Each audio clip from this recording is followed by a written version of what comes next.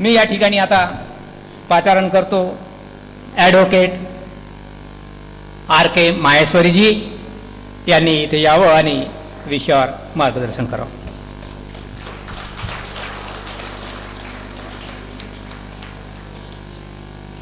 विषय पर जो कि हम सबके जीवन में उपयोगी है, इस पर कुछ बोलने का मौका दिया, इसके लिए मैं उनका आभारी हूँ. मंच पर बैठे हुए सभी विद्वानों को मेरा प्रणाम. और अब मैं शुरुआत करता हूँ. अब यहाँ पे आने के पहले मैंने ये निमंत्रण पत्रिका दिखी. निमंत्रण पत्रिका में ही बहुत सारी माहिती दी हुई है. मैं सोच रहा था अलग क्या बताऊँ आपको, फिर भी मेरे मन में ये भी आ रहा था कि लोग आएंगे सुनने वहाँ, उन्हें सामाजिक मूल्यों से क्या मतलब. क्यों, मूल्य तो वो रोज अपने जीवन में देते ही हैं. सामाजिक मूल्य रहे कि ना रहे, जो भी कुछ आज की अर्थव्यवस्था है उसमें तो सब पैसों के मूल्य से करते ही हैं वो अपने जीवन यापन. फिर वो यहाँ क्यों आएंगे हमारा मूल्य वाला भाषण सुनने के लिए. और सामाजिक मूल्य नहीं भी रहे तो उनका क्या बिगड़ता है. नहीं रहे, बाकी तो अपने पास मूल्य है ही, अपन मूल्य से जिंदगी चला रहे अपनी. फिर ये भी बात थी कि कौन से मूल्य होने चाहिए. मूल्य कई तरह के रहते हैं. अपने संविधान के मूल्यों पर मैं आता हूं, पर दुनिया में कई जगह ऐसे भी मूल्य थे और हैं जहां आदमियों को गुलाम बनाया जाता है. तो मूल्य कई तरह के होते हैं. मूल्य ना रहे तो आपको क्या लगता है, मूल्य ना भी रहे तो क्या होगा. कुछ लोग सोच सकते हैं कि जंगल बन जाएगी दुनिया, पर बात वो भी नहीं है.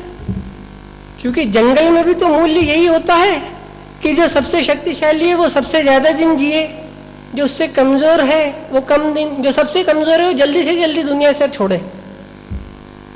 तो अब कौन से मूल्यों को अपनाना चाहिए, कौन से मूल्य हमारे काम के हैं, कौन से मूल्यों को भारत के संविधान के निर्माताओं ने महत्वपूर्ण समझा. अब देखिए, इस कार्यक्रम की निमंत्रण पत्रिका जो है वो इतनी डिटेल्ड है कि उनको किताब भी कानेकर साहब ने नोटिस टिप दी है नीचे कि उनके पास है. तो मटेरियल की भी शॉर्टेज नहीं है आपके पास पढ़ने के लिए. फिर आप लोग मुझे किस पॉइंट पे सुनेंगे ये मैं सोच रहा था. अब मैंने सोचा फिर भी मैं थोड़ी तो कोशिश करता हूं आप लोगों को सुनाने की. अब आप सोच रहे होंगे, हर व्यक्ति यहाँ इंडिविजुअल लेवल पर सोचिए, व्यक्तिगत, कि मेरे को ये मूल्यों से क्या मतलब है, ये मूल्य मेरे जीवन को किस तरह प्रभावित करते हैं, और ये मूल्य नहीं रहे तो क्या होगा. अब इसका उदाहरण के तौर पे अगर समझा जाए तो सबसे बेहतर रहेगा. अब ये जो मूल्य है, अब थोड़ा आपको किताब का भी बताना ही पड़ेगा. संविधान के भाग 3, भाग 4 और भाग 4A. अब देखिए, ये जो निमंत्रण पत्रिका है इसमें पीछे पहले से ही भाग 4 छाप के रखा है इन्होंने, 4A भी छाप दिया है. यानी मेरे लिए कुछ छोड़ने की इन्होंने गुंजाइश ज्यादा रखी नहीं है. अब भाग 3 तो ऐसे मूल्य हो गए, फिर भी मैं आपको थोड़ा संक्षिप्त में बताता हूँ, वक्त भी कम है. भाग 3 तो वो मूल्य जो तुरंत मिलने चाहिए. कैसे मिलने चाहिए और नहीं मिले तो क्या होता है, अपन उस पर थोड़ी देर में बाद में आएंगे. भाग 4 वो मूल्य हैं जो तुरंत मिल नहीं सकते पर मिलने चाहिए. और 15-20 साल जब बना था संविधान, तब ये सोचा गया था कि आज नहीं भी है पॉसिबल, मुमकिन नहीं है इन मूल्यों को पाना, इन मूल्यों को अमल में लाना, तो 10 साल बाद, 15 साल बाद मूल्यों को अमल में लाया जा सकेगा. और उन मूल्यों के मुताबिक जो समाज का निर्माण संविधान के निर्माता करना चाहते थे, वो मूल्य समाज में आ जाएंगे. उतनी सामर्थ्य समाज में आ जाएगी, जो त्रुटियां हैं, जो रूढ़ियां हैं, वो खत्म हो जाएंगी. पर ऐसा कुछ हुआ नहीं ज्यादा, कुछ हुआ, कुछ नहीं भी हुआ.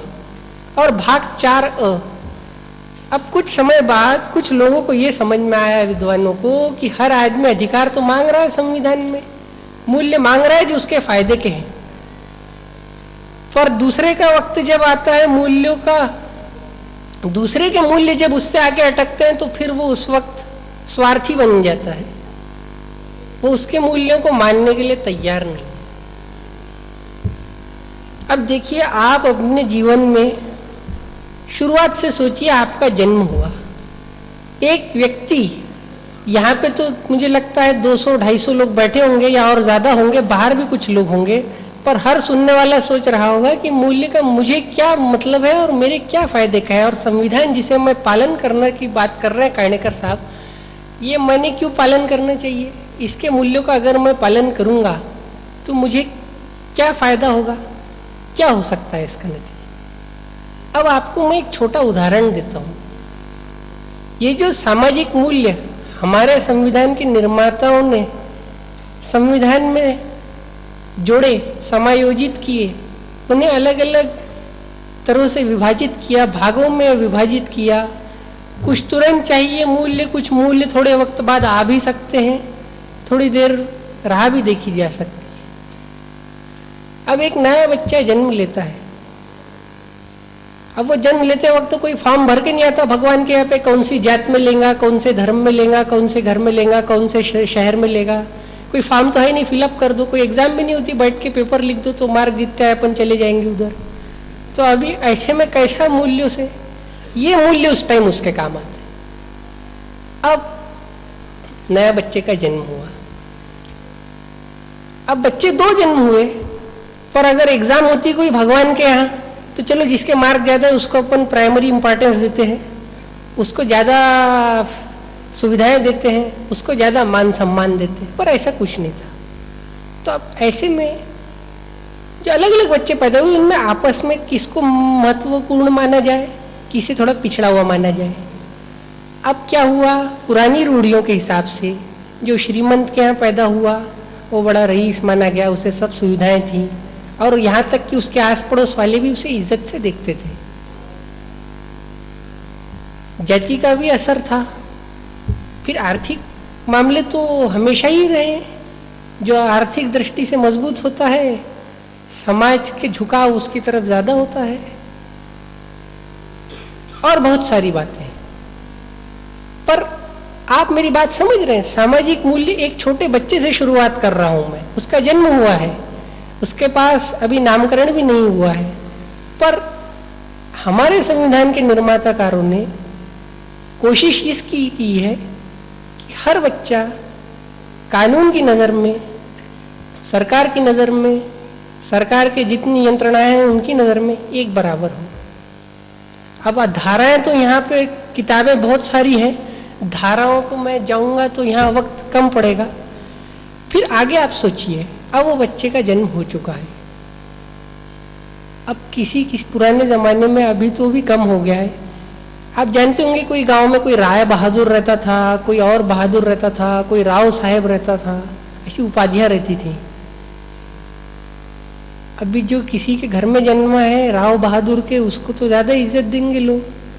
जो एक सादे व्यक्ति के घर में जन्मा है, आम आदमी के घर में, उसको तो ज्यादा कोई लोग महत्व देंगे नहीं।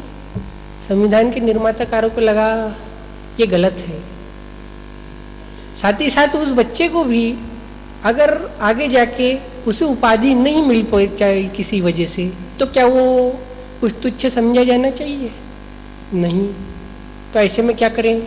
तो जितनी उपाधियां थी संविधान के निर्माताकारों ने उन सबको खत्म कर दिया। कोई उपाधि नहीं रहेगी, सिर्फ अपना नाम लिखने का, कोई उपाधि नहीं। कोई राय बहादुर नहीं रहेगा, कोई राजा नहीं रहेगा, कोई प्रजा नहीं रहेगी, सब एक बराबर रहेंगे। कुछ हाँ, राजा महाराजाओं की कुछ प्रॉपर्टी डील करने के लिए कुछ बनाई उन्होंने यंत्रणाएं, मगर फिर उनके जितने पदवियां थी वो सब खत्म कर दी। अभी बच्चा बड़ा हो रहा है, बोलना सीख रहा है, अभी घूमना भी सीख रहा है, पैर भी उसके चालू हो गए हैं, अभी वो घूमना भी चाहता है, बोलना भी चाहता है। अब संविधान के निर्माण करने वालों ने देखा कि यहाँ पे कुछ लोगों को तो प्रवचन देने का पूरा अधिकार है और कुछ लोगों को चुपचाप सुनने दिया जाता है। उन्होंने आवाज निकली कि उनको डंडे मारे जाते हैं, उनको बोला जाता है चुप रहने का, नहीं तो ज्यादा बात नहीं करने का, ज्यादा बात किए बाहर कर देंगे तुमको उठा के। अभी ऐसे में क्या करेंगे? तो फिर उन्होंने और एक नुस्खा डाला, उसमें मूल्य डाला कि सबको बोलने का अधिकार रहेगा, सबको। पूरे भारत में आप लोगों को शायद पता हो, चीन में जो हमारा पड़ोसी देश है और हमेशा टकराव होते जा रहा है, बढ़ते जा रहा है, वहां पर अगर जो आदमी जिस शहर में रहता है दूसरे शहर में जाने के पहले सरकार की परमिशन लगती है, उसे कारण बताना पड़ता है क्यों जाना है उसे। और वो पूरी प्रोसीजर में टाइम लगता है, कुछ भ्रष्टाचार भी है कुछ हद तक, पर अब हमारे मूल्य ज़्यादा खुलासे के हैं। वहाँ पर डिक्टेटरशिप जिसे बोलते हैं, तानाशाही, वो है। तो अब ये भी नहीं होनी चाहिए, सबको सब जगह घूमते आना चाहिए, जाते आना चाहिए। कोई पढ़ाई के लिए जा सकता है, कोई व्यापार के लिए जा सकता है, कोई नौकरी के लिए जा सकता है। तो अब ये भी जो सामाजिक मूल्य है, ये बंधन था पहले भी, ये बंधन भी खत्म किया। अब पहले एक बंधन और था कि वर्ण व्यवस्था थी, जिसके घर में जो काम चलता है वो वही काम आगे चलाते रहेगा। अभी ये बंधन बहुत ही बड़ा बंधन दिखा। तो अब इस बंधन को कैसे निकालते? तो उन्होंने इस बंधन को निकालने के लिए भी एक और स्वतंत्रता दे दी कि भाई जिसको जो प्रोफेशन, ट्रेड, जिसे हम बोलते हैं व्यवसाय, पेशा करना चाहता है कर सकता है। अब आखिर में आ गया, वो बच्चा बड़ा हो गया, अब बाहर निकला वो घर के। अभी एक दरोगा साहब आए, डंडी फटकार दी, उन्होंने पकड़ लिया उसको, चालान करने के चक्कर में दरोगा साहब। अभी ऐसे कई दरोगा समाज में घूमते हैं, कुछ सरकारी कपड़े पहने होते हैं, कुछ बिना सरकारी कपड़े पहने होते हैं। अब ऐसे दरोगाओं को कैसे डील किया जाए? तो डाल दिया गया धारा 21। सबको अपने सम्मान से रहने की अधिकार है। अब ये 21 और 22 में भी मेल है आपस में। 22 का जो हिस्सा है वो एक आम आदमी के जीवन में काफी कम आता है। ये काफी गिने चुने या तो बड़े बड़े गुंडों के काम में आता है, या फिर नेताओं के काम में आता है, या कोई जो मजदूर संघ के नेता होते हैं उनके काम में आता है। पर जो 21 है उसका भारत की न्यायपालिका ने बहुत ही विस्तृत उसके आयाम देखे और वो धीरे धीरे बढ़ते गया। दिखने में वो 2 लाइन का है सिर्फ, पर उसके जितने पहलू बढ़ रहे हैं, बढ़ते ही जा रहे हैं, आज तक कम नहीं हुए।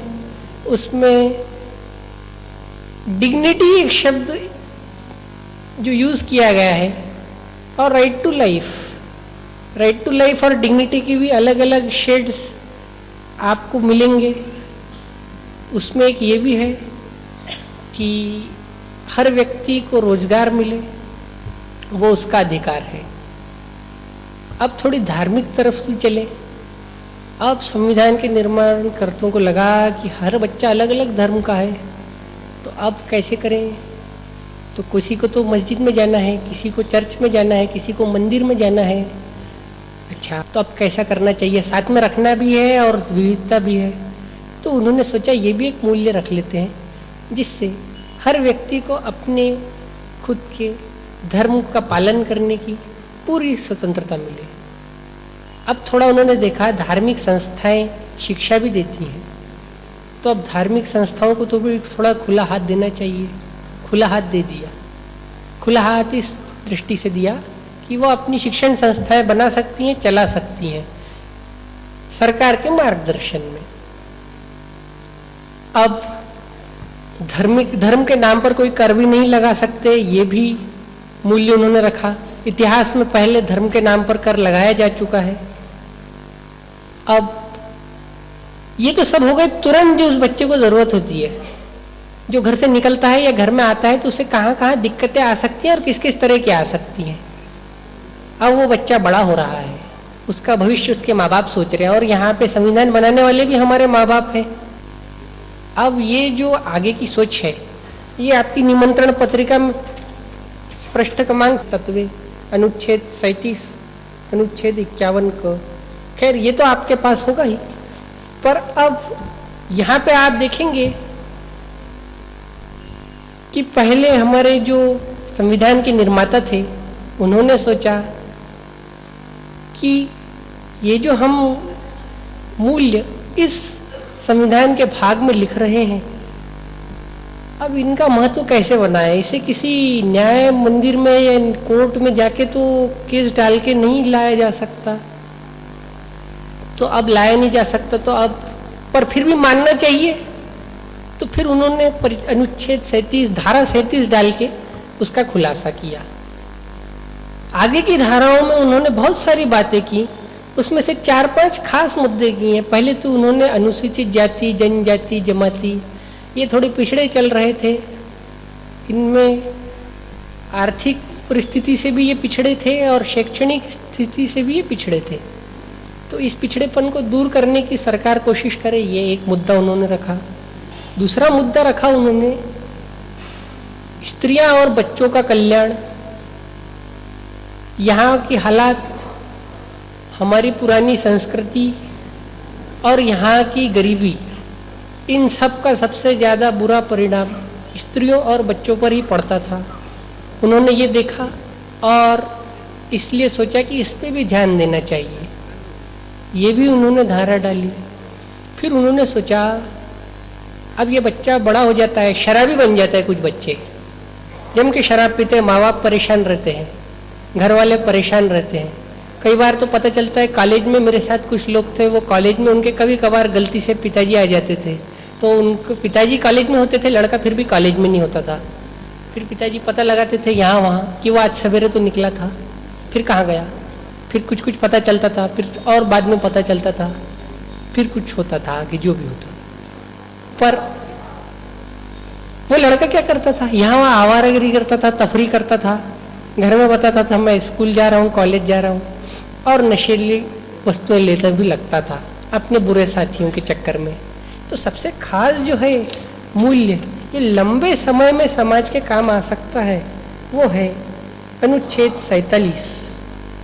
आपल्या जनतेचे पोषणमान व राहणीमान उंचावणे आणि सार्वजनिक आरोग्य सुधारणे या गोष्टी राज्य आपल्या प्राथमिक कर्तव्यापैकी असल्याचे मानील आणि विशेषतः मादक पेय व आरोग्यास अपायकारक अशी अंमली द्रव्ये यांची औषधी प्रयोजनाखेरीज एरवी सेवन करण्यावर बंदी आणण्यासाठी राज्य प्रयत्नशील राहील। इसी वजह से अब सरकार बहुत ज़्यादा, तो आप लोग देखते होंगे, बंद नहीं कर पाई है, मगर टैक्स बहुत लगाया है, कर बहुत लगाया है, और इतना कर लगा दिया है कि सरकार का जो आवक है उसका सबसे बड़ा हिस्सा इसी से आने लगा है।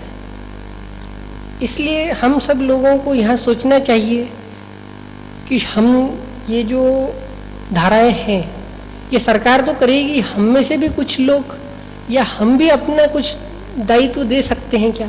अब दायित्व लोग नहीं दे रहे थे, इसलिए बाद में फिर से उसके अंदर और उन्होंने कुछ धाराएं जोड़ दी, 51 क धारा जोड़ी। अब ध्यान में यह आया कि एक बच्चे का जो अधिकार होता है वो दूसरे बच्चे की दायित्व होता है। अगर एक बच्चे को, सब बच्चों को बराबर रखना है, तो एक बच्चे को मानना चाहिए कि दूसरा बच्चा भी मेरा बराबर है। अब सब बोल रहे हैं कि मुझे बराबर मानो, ये तो सब मांगने को तैयार है, पर दूसरे को अपने से पीछा भी दिखाने को तैयार है। तो अब कैसे होगा संविधान का पालन? क्या बोल सकते हैं आप? ब्लेंड किए गए, उनका मिश्रण बनाया गया और उनका विभाजन भी किया गया कि कौन सा मूल्य कब चाहिए। तो अगर ये मूल्य का पालन कोई नहीं करेगा तो संविधान निष्फल हो जाएगा। तो अब ये भी मूल्य उन्होंने दायित्व का भी डाला। अब ये सारे मूल्य हमारे संविधान में आए। आप देख चुके होंगे कि बच्चे के जन्म से लेकर बच्चे के भविष्य और बाद में उस बच्चे पर आने वाले दायित्व, इन सब का यहाँ पर व्यवस्था है। उसे कब कौन से अधिकार मिलने चाहिए, और जब उसे अधिकार मिल जाए और वह अधिकारों का फायदा ले ले तो उसके बाद उसने कौन से दायित्वों का पालन करना चाहिए।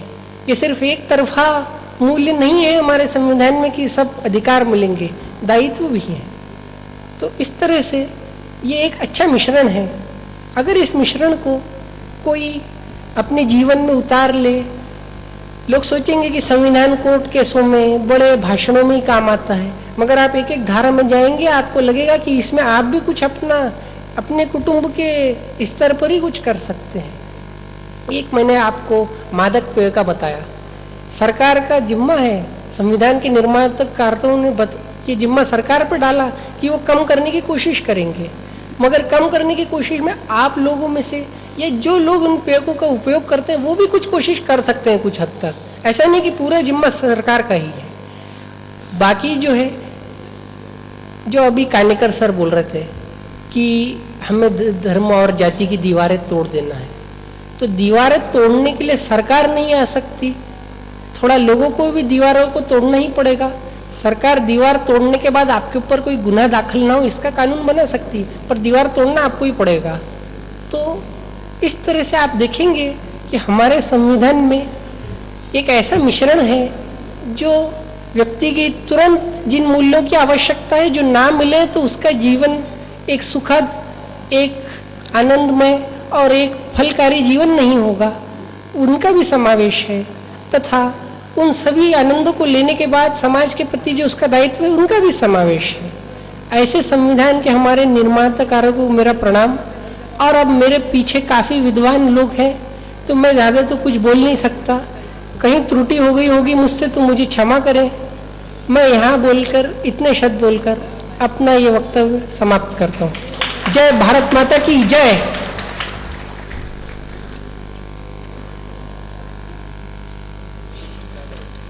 धन्यवाद ॲडव्होकेट माहेश्वरीजी.